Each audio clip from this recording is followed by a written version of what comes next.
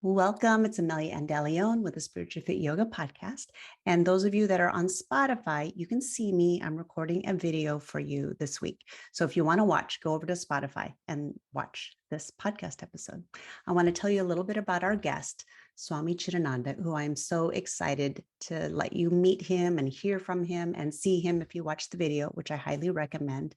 He is the Swami, our spiritual educator for the yoga retreat I've been talking about in Mexico in April 1 to 7. So you can find out more about that in my episode notes, but you'll get to know him. And I'm so excited to bring this interview to you. So let me read you a little bit about his bio. Okay, Swami Chidananda has spent the latter part of his life as an initiated sannyasi, a monk. And over this time, he has studied the science of yoga and gained deep insights into the hidden meanings and timeless practices that are particularly relevant in this day and age.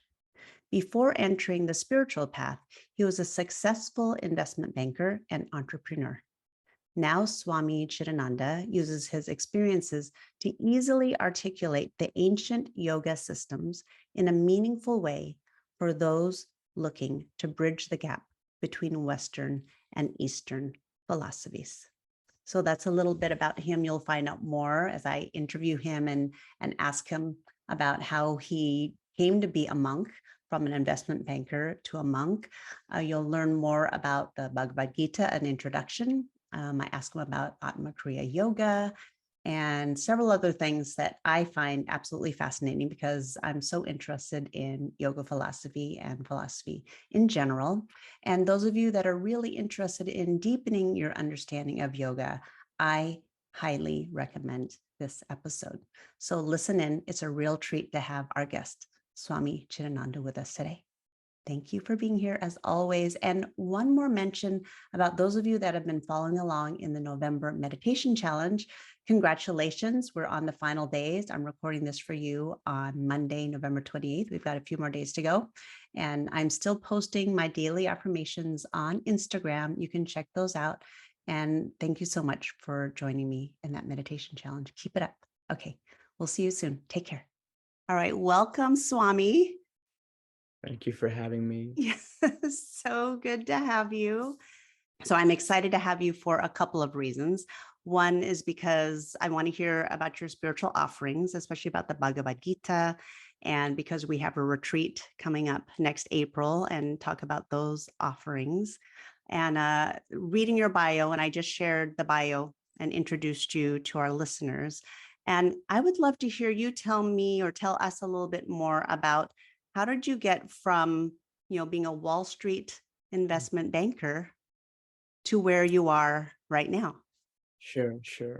So when I was very little, my mother moved to the States. And so I grew up in the States and I wasn't so much connected to the Vedic culture. And of course, in the West, we're more sort of programmed to have to make a lot of money, to have the power, to have the influence, to have the nice house with the big lawn and the minivan and all of those things, right? So in that way, that's also what I had connected to and what my focus was on. After graduating from university, I was accepted to one of the biggest investment banks in the East Coast. And I was working a lot in Wall Street and other financial hubs around the United States. And I was making a lot of money at the time. I was successful and everything was going well. But there was a part of me that was reflecting on it. And I realized, there's a saying, you can win the rat race, but at the end of the day, you're still a rat.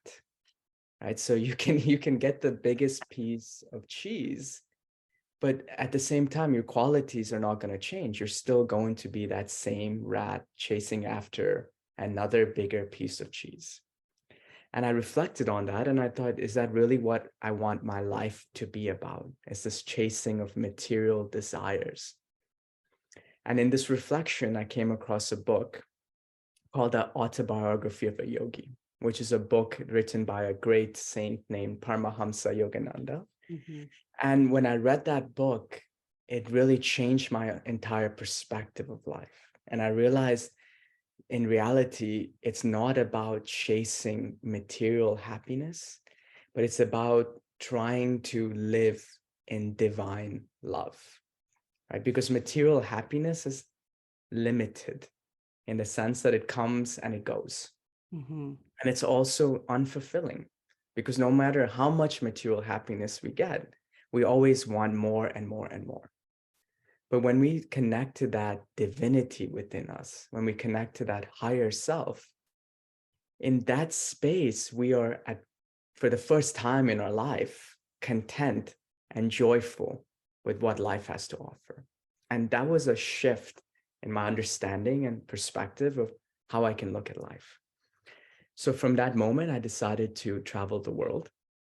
And in my travels, I wanted to stop at India, in India, by the Himalayan mountains. And it just so happened that I ended up being there for an event called the Kumbh Mela. And this specific event is where you dip into the Ganga River. And it said it's supposed to remove a lot of your negativity and what we refer to as samskaras, patterns and qualities that our limited self holds on to. And it's almost like a boost on your spiritual journey. And it happens every 144 years. Wow. And I just so happened to randomly, coincidentally be there exactly at this moment. And all of the great saints from around the world had descended into this space to take part in this event, as it happens very, very rarely. And it was the same event that Yogananda had spoken about in the autobiography of a yogi. He had spoken about how his teacher had gone to this event. And ironically, I found myself at the same place. And so in this event, I ended up meeting my spiritual teacher named Paramahamsa Swami Vishwananda.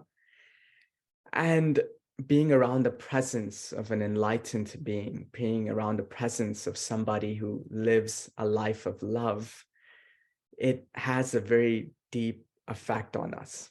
Right? Mhm. The analogy that I would give is, imagine you were in the night walking in the desert and it's cold and you see a fire burning.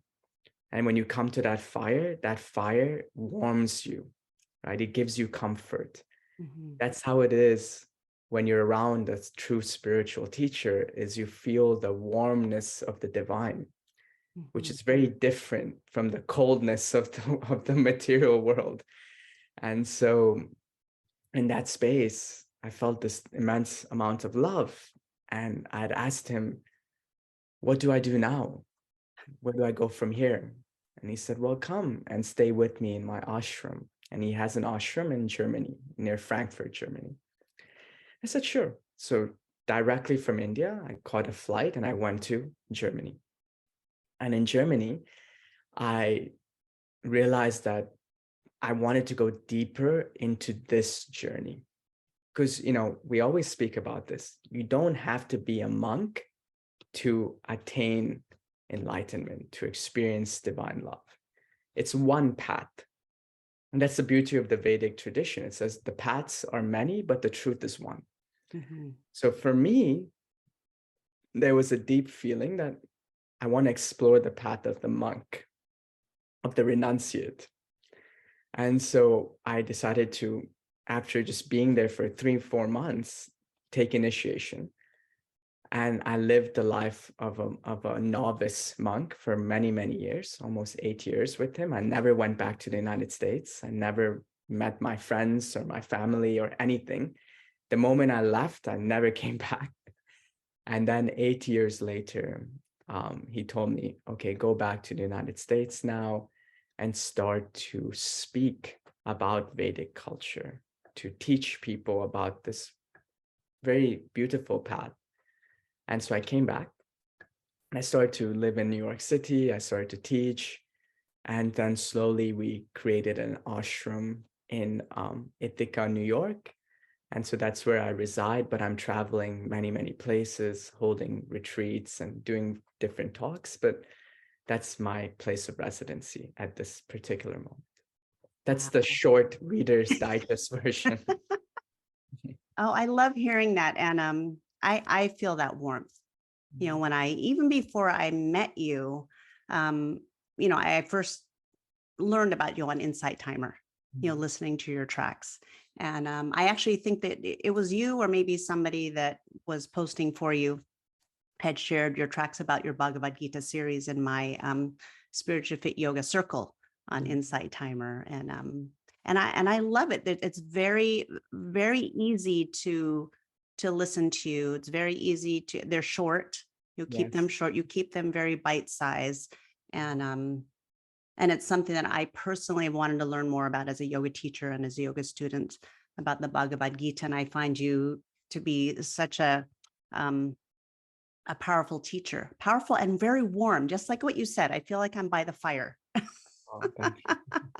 talking to you whenever I hear your voice and being in your presence right now in this interview. So I appreciate that.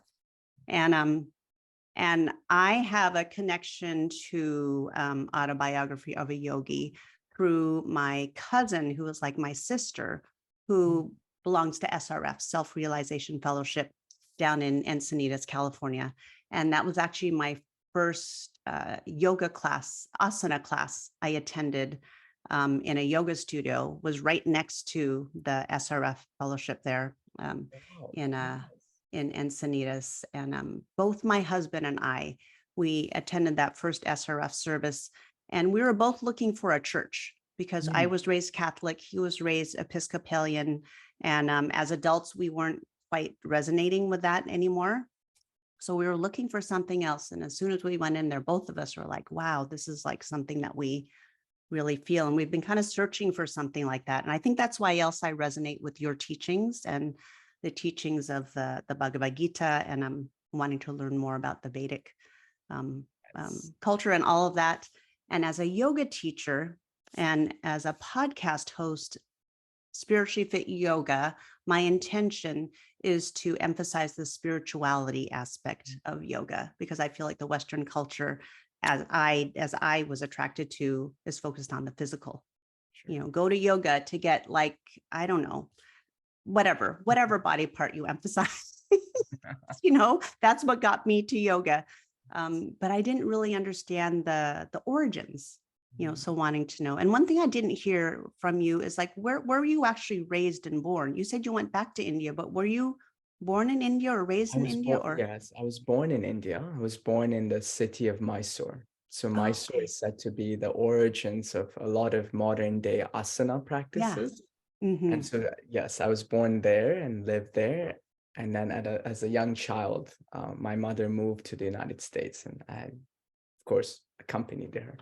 Yeah.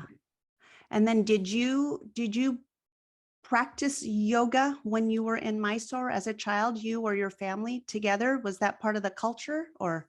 No, so, if you were to look back at the history of yoga, you see that the definition of yoga means union.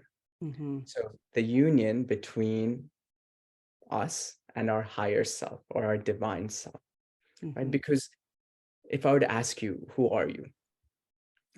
You would probably say, you would give a name, right? Amelia or whatever it might be. And so I would say, are you the same person you were 10 years ago?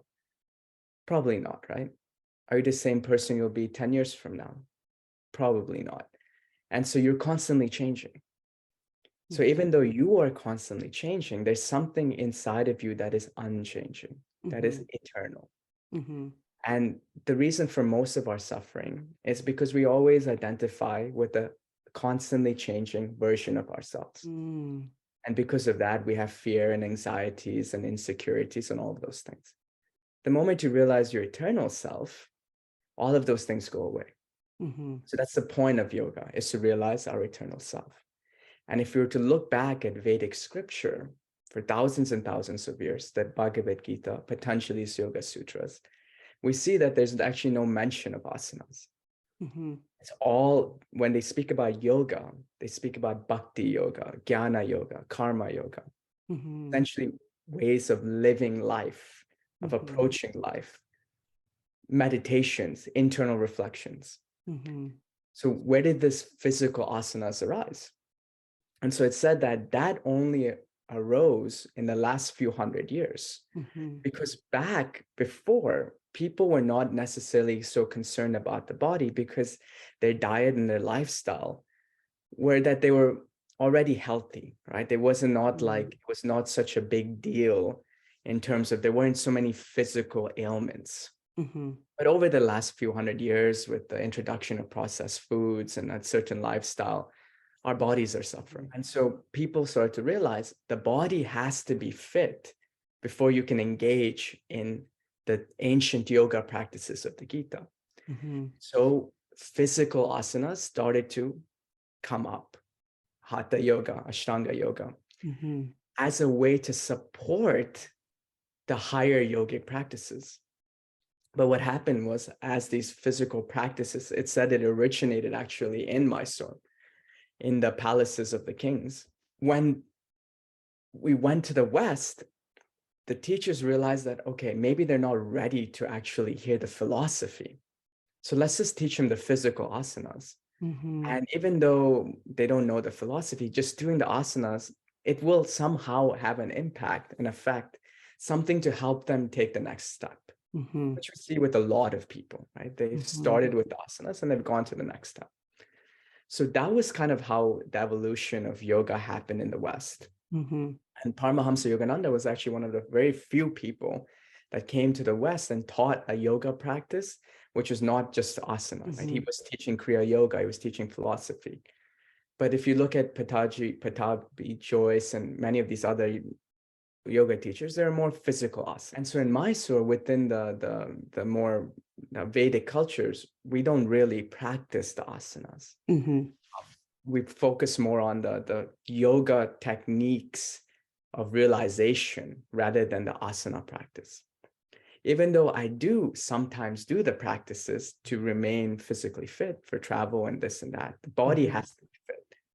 But if the body is fit, then it's time to transition to more higher ways of understanding these rituals and traditions.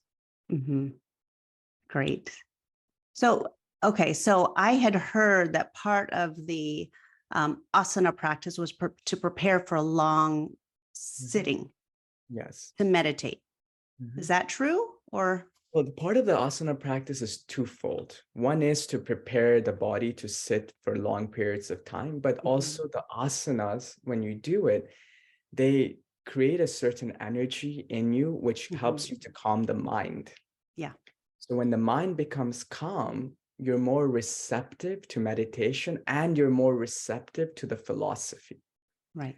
Because the philosophy, the Gita, is 700 verses. Mm-hmm. It said that each verse can be translated 27 different ways. And every time you read a verse, you get a different understanding. Mm. And so depending on where your mind is, you're going to take something different from the teachings. So the physical practices, yes, it's to prepare the body to sit for long periods of time, but it also does have an impact on the mind. It does calm our minds in certain ways. So we're more receptive to the philosophy and meditations as well.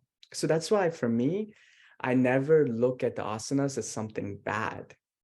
Something not good. I feel it's a very important part of the yoga, but it's also important for people to go deeper after the asanas as well, not just to stagnate or stop there.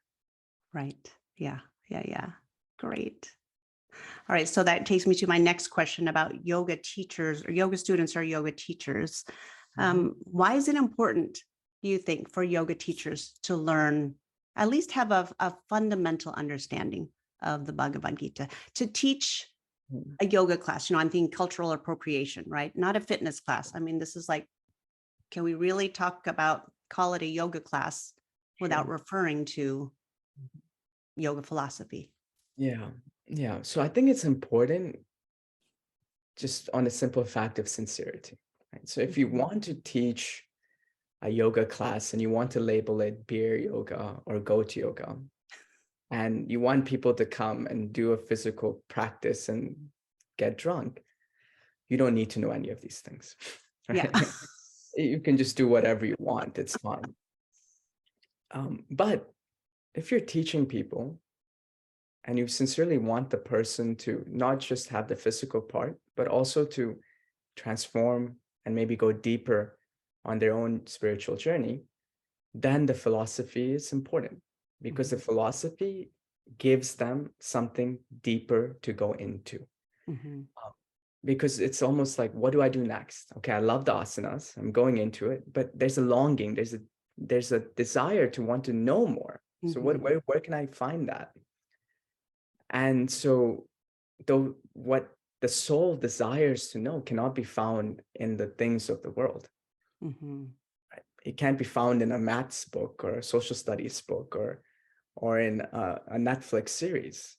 It can be found in divine scriptures that have been practiced for thousands of years that help us to get closer to realizing who we are. These things are not something that somebody created in their basement and said, yeah, study it. These things are scriptures that have withstood the test of time and have been proven to help us to go deeper. So by understanding the Gita, by understanding the Patanjali's Yoga Sutras or other ancient scriptures, you allow your students to have a deeper tool to transform. So that's why it's important, for sincerity's sake. Yeah. But as I said, if you don't particularly care about helping your students in that way, and then you don't need to. Yeah. Yeah. I do care about that. My students that take my classes, they always know I always start off with some type of a theme.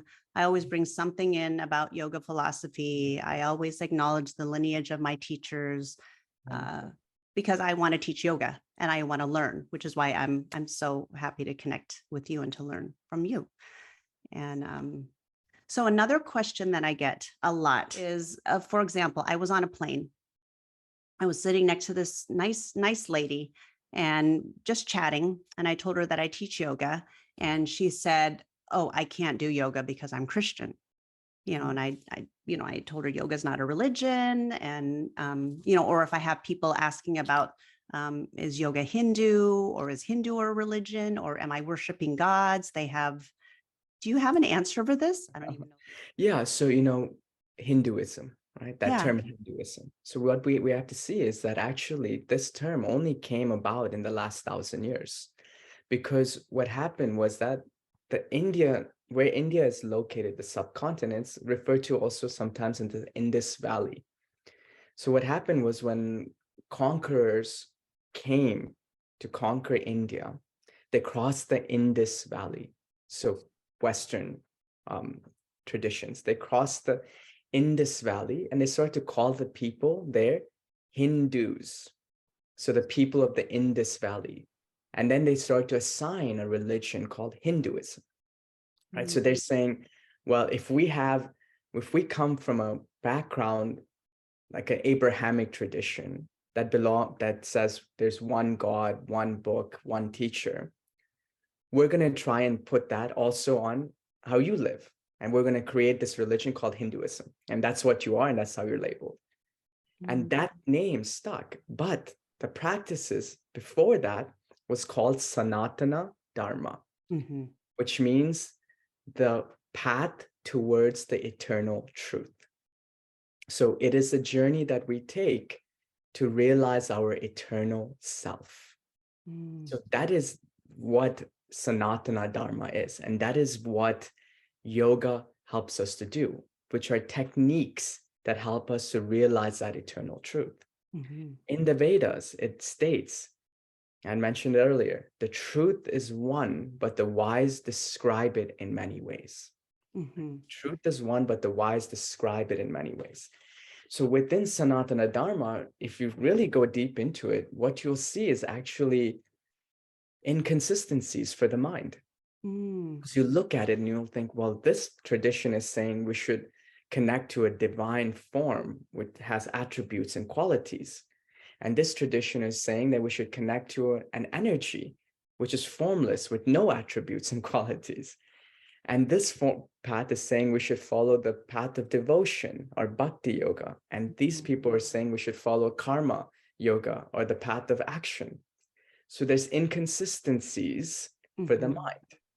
But in the West, we use rationalization. We can't accept inconsistencies. We have to say it has to make sense for our mind. And if it doesn't, then it doesn't make sense.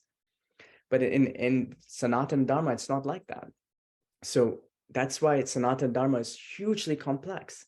If you were to tell me, explain Sanatana Dharma, it's not like an Abrahamic religion that can be explained in a short period of time, because there's so many traditions and so many philosophies. There's philosophies called Advaita, Vishishtadvaita, Dvaita. There are so many forms: Shiva, Krishna, Rama, Divine Mother, Kali, so many ways to the truth. So people see that and they assume that it's externally very, very jumbled. But actually, that's the beauty of Sanatana Dharma, is that there's so many ways to the truth. And it's up to you to choose a way that resonates for you. It's not that we worship demigods. It's that we know that there's just one divine being. And sometimes that divine being can take multiple forms that we can connect to. So for example, I might like chocolate ice cream. You might like strawberry ice cream. Somebody might not like ice cream at all. They might like pizza. In the same way, the divine presents itself according to your own qualities and attributes. And that's the beauty. We never say worship something lower. We never say worship a demigod. We're saying worship a form that you connect with, understanding that eventually you will see that form in every form and in everything. But it gives the mind something to focus on for a period of time.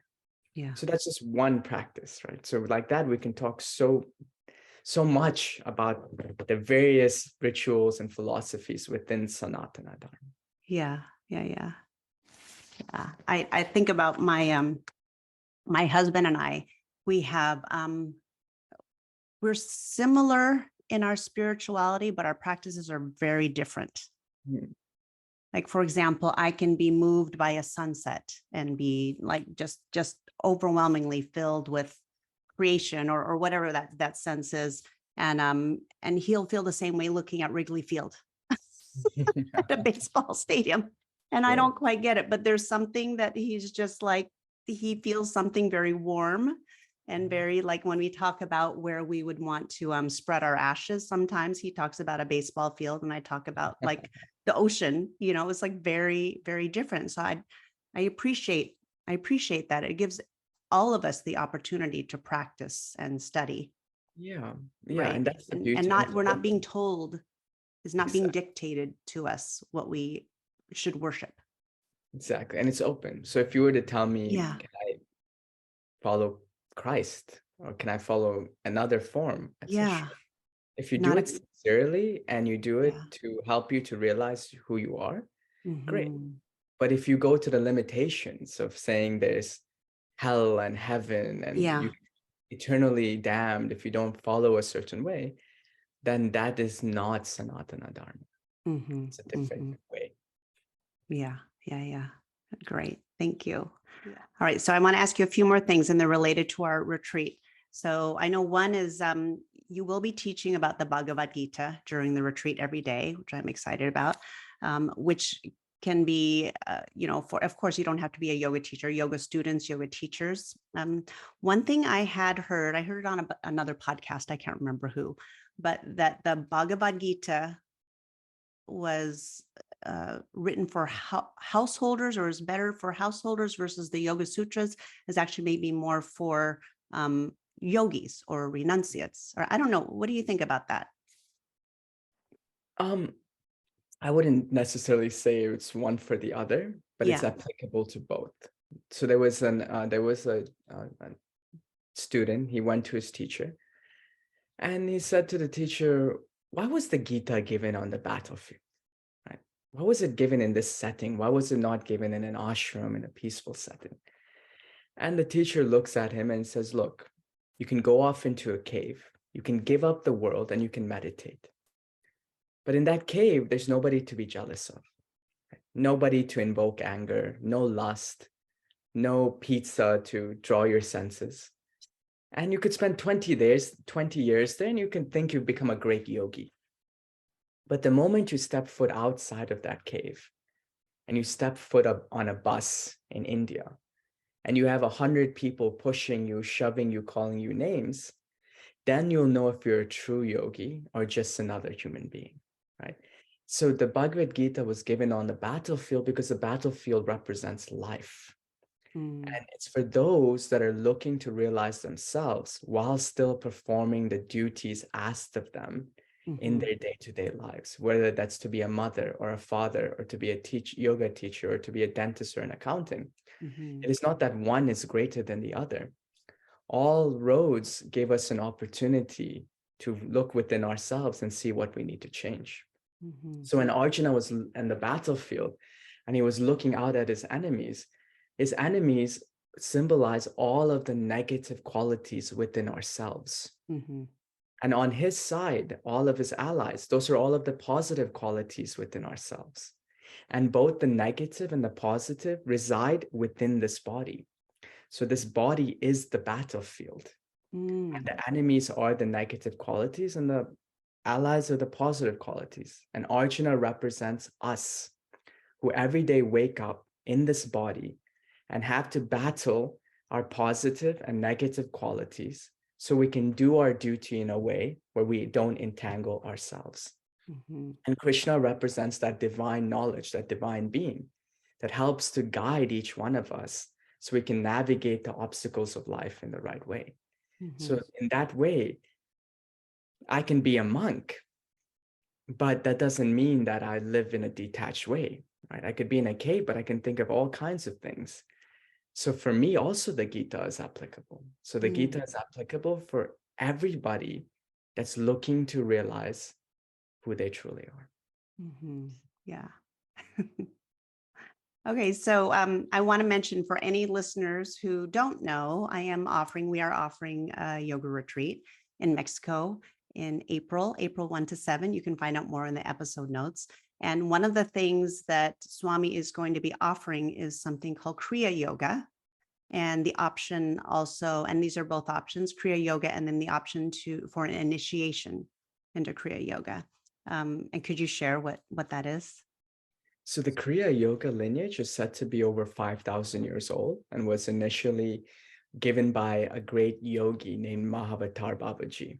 And he's the yogi that's spoken about in the autobiography of a yogi.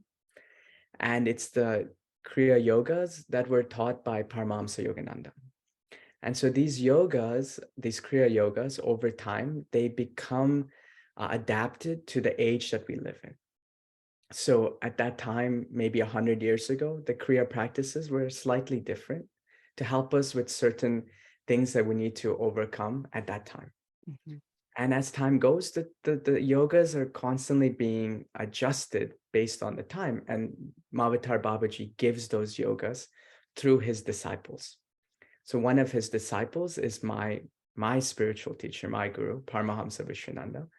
And he has given this new Kriya Yoga for this age called Atma Kriya Yoga. And this is something that I have the blessing to teach and initiate into. Now, the reason why the Kriyas are important is because in Vedic tradition, we classify two types of knowledge. There's what we call smriti, which is more book knowledge. It's something that you read, it's something that you digest through the mind. And then there's shruti, which is more internalized knowledge that spontaneously awakens from within. So in that way, somebody could read the Bhagavad Gita and memorize it, but they might not have internalized it. Right? It's one thing to understand with the mind, it's another thing to internalize it. Because the Bhagavad Gita is very simple. It can be summarized in 2 words: let go. Everything Krishna teaches for those 700 verses is to help Arjuna to let go of his limited self and trust that the divine flow through him. And so words are used, things are used. It gives us some understanding and logic. But there's a part where you have to go beyond just the understanding of the mind and internalize it. But for most of us, that's not possible because our patterns and negativity and limitations we've carried for lives. So it's like a wave that you have to swim across, but no matter how hard you try, you're not able to. It just overtakes you. So in your life, we have to do certain things in the right way, right? We have to do this, we have to do that. But sometimes, even though we know what is right, we cannot find ourselves to do it. And why is that? I know that I should not do it, but I find myself doing it anyways.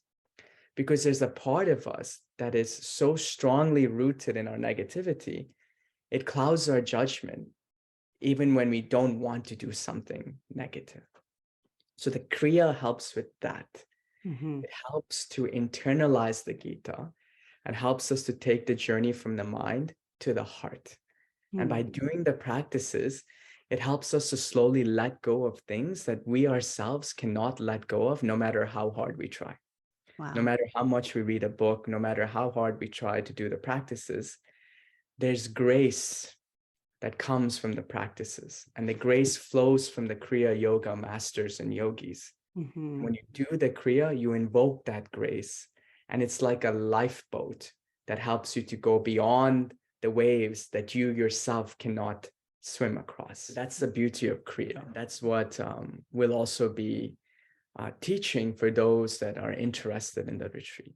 And then the initiation? So the initiation is the transfer of that grace. So there's the actual practices that I'll teach, which are not so complicated. You can do them. There are a set of breathing techniques, visualizations, but the initiation itself is that transfer of that grace, is the transfer of the energy from the Kriya yoga masters to the practitioners, which then helps the practitioner to internalize and go deeper into the practice.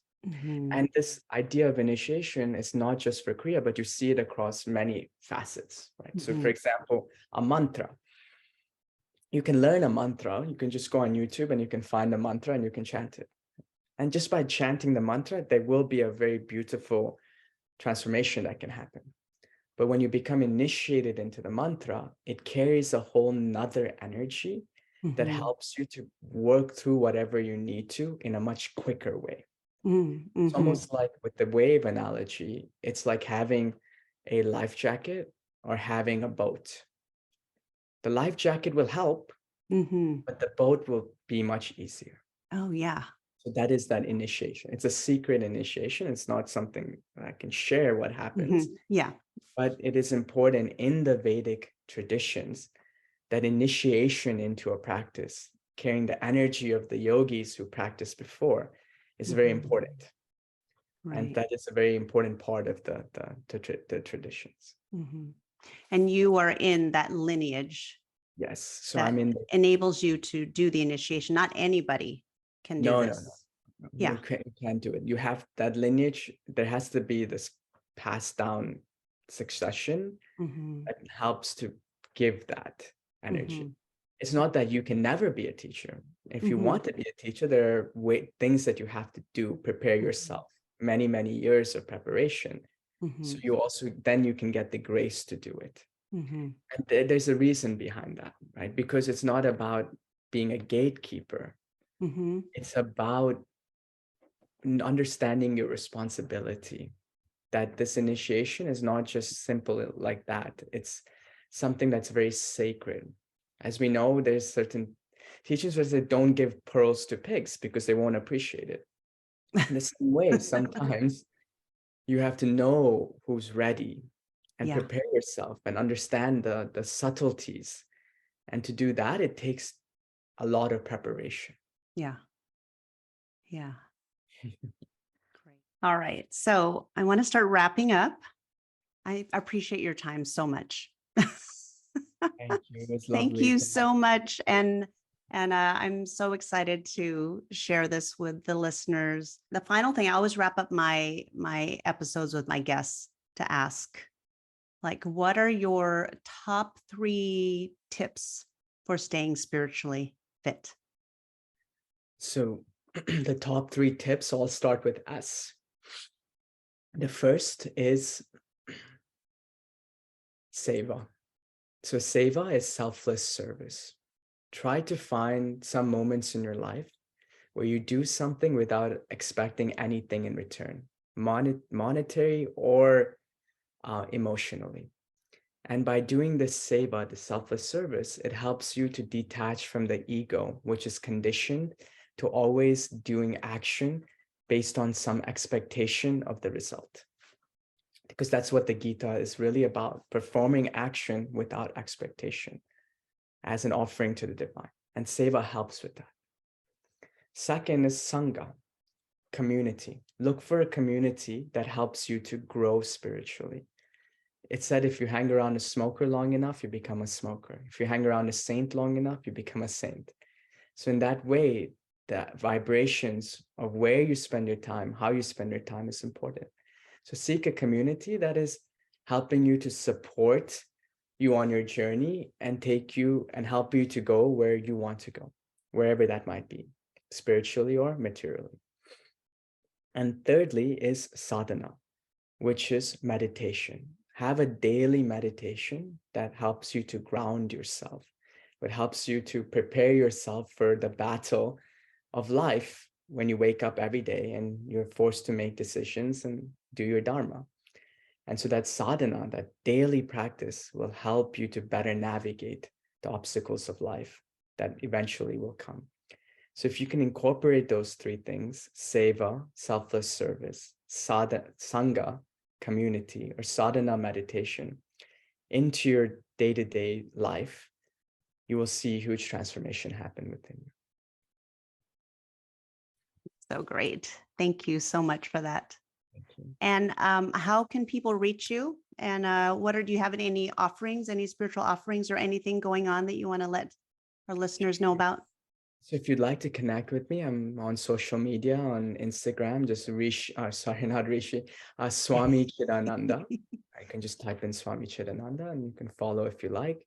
And also we'll be doing the retreat in April. So if you'd like to connect deeper, I would definitely recommend coming to the retreat and going deeper in your practice. I would say those two are probably the best way. Also, I'm traveling all across the United States, giving different talks. And the Instagram account will update the talks and where they'll be as well. Yeah, so great. So great. Yeah, you mentioned something, and I forgot to ask you about this. So this is probably very trivial, but it's something that some listeners, or especially if people are watching, that they might be curious about. So I know when I first met you, you were originally Rishi, and then you became a Swami. Which, I wasn't sure what that was, what the titles mean. And then I've had people ask me, it's like, what is it? What are the, the markings, or I don't even know if it's paint or whatever. What does that mean? So. Sure. So I'll start with the titles. Yeah. When you become a sannyasi or a renunciant, you start by becoming a brahmachari. And a brahmachari is sort of a novice. There's somebody that are not really preaching or talking so much, but they're in the ashram and they're grounding themselves into their new reality. Then after a certain amount of time, if the spiritual teacher believes you're ready, they initiate you as a rishi. A rishi is somebody then that goes out of the ashram and travels and speaks on spiritual topics. And then at some point, if this teacher believes you're ready, then you become a Swami. So Swami is somebody that not only goes and travels, but can also help people to grow on the spiritual path and to transform in a deeper way. So you have a bigger blessing to allow for that to happen. So it's just sort of, those would be the different titles. And within various Vedic traditions, it might differ. So for example, some traditions don't have this rishi, or they might use different names. But usually a Swami is the highest title you can receive in the Vedic tradition for somebody who is walking the path. But when you become enlightened, there is another title called Paramahamsa. So you might hear Paramahamsa Swami Yogananda, Paramahamsa Yogananda. So Paramahamsa is a title that's given once you reach a state of enlightenment, where you've transcended all aspects of the ego. And that's the title that's given to my spiritual teacher, Paramahamsa Swami Vishnunanda. Oh, okay. That's how I would look at the tradition. Yeah. Yeah. And in regards to the drawing, this is referred to as a tilak. And a tilak symbolizes the certain philosophy or tradition that one follows. So Mm. within the Vedic culture, I had mentioned there are many different ways. There's Advaitic, Vishishta Advaitic, there's Bhakti, Jnana, various traditions. So when you look at a tilak of a person, you know, okay, this is the philosophy that they follow. Oh, So if you okay. see somebody with 3 lines across, I know, okay, they are a follower of Shiva, and they might be practicing the Shaivite or Advaitic tradition. If you see this, then you know that the person is a Vaishnava, somebody who's more concentrated on the Gita and the worship of forms such as Krishna or Rama, and they Mm-hmm. follow more of a bhakti tradition. Mm-hmm. So Mm-hmm. that's how the tilak will help you to understand the philosophy that somebody follows. Oh, interesting. So thanks so much. I was wondering about that too. So, all right. Well, I appreciate you so much. And I know I'll be seeing you definitely in Mexico, if not sooner. And yeah, I feel very blessed that you took this time with me and for all of us to learn from you today. Thank you. Great. Much love. Thank you so much. Much love. Okay. Until next time. Bye. Bye. What did I tell you? An amazing interview, right? So great learning from Swami Chidananda. As you can see, I have another special guest. Kobe was with me the entire time I was interviewing Swami Chidananda, and he just decided to come over during this wrap up. I guess he wants to look out the window and also just say hi. I just had to let you see him because I know he's part of my meditation challenge. You've been seeing that I've been sharing him in my daily affirmations on Instagram, if you're following along there. And I will include the episode notes. In the episode notes, I will include the links on how you can follow Swami Chidananda. And as he has said, and as I have mentioned, a great way to study with him in person is to join our retreat, our spiritual deep dive in Punta de Mita, April 1 to 7. Okay, I'm going to put Kobe down. All right, and I want to just kind of summarize the 3 S's that Swami Chidananda shared with us. So the first one, so his tips were staying spiritually fit. The first one was seva. So that is your selfless service. The second one is your sangha, your community. Choose a community, seek a community that supports you on your journey. And the third was sadhana. Sadhana is your daily practice, your meditation. It could be your asana practice, anything that supports you to help you navigate through life, through life's ups, life's downs, navigate the obstacles in life, and also to be on that path towards your realization, towards your higher self. All right, my friends, I'm so glad that you're with me today. And I do want to leave one mention to my sponsor, ubindi.com. I always mention them in my episode. So I want to say thank you, ubindi.com. And you can find the information in the episode notes with my promo code, the discount code AMELIA, to get 50% off their annual essentials plan. So I really appreciate their support of this episode, of this podcast. And I appreciate you being here. Any ratings, any reviews, comments, DM me, reach out to me. I'd love to hear from you. All right. Thank you. Much love. Until next time. Peace out.